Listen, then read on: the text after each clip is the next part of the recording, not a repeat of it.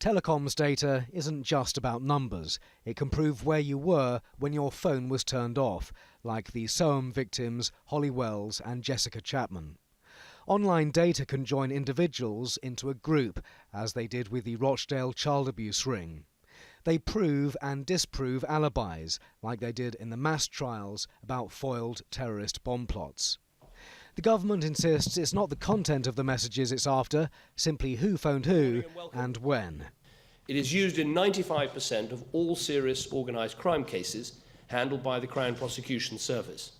It has been used in every major security service counter-terrorism investigation over the past decade, and it's the foundation for prosecutions of paedophiles, drug dealers and fraudsters. The Deputy Prime Minister supports the new bill, and so does Labour.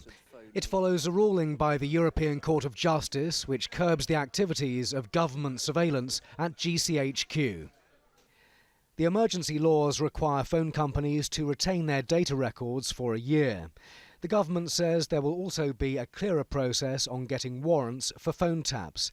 And the legislation is for 2 years only. Parliament will get a full debate in 2016. Most MPs spoke in favour today, but there were voices of dissent. So why, if there's an emergency, is it now, not then? Isn't this just Snooper's Charter, the prequel? British people aren't stupid, and they're not ideological when it comes to this kind of thing. Why can they not have time to discuss it with their elected representatives? The government says it's not about mass surveillance. Civil liberties campaigners disagree. Well, this is really an insult to our democracy.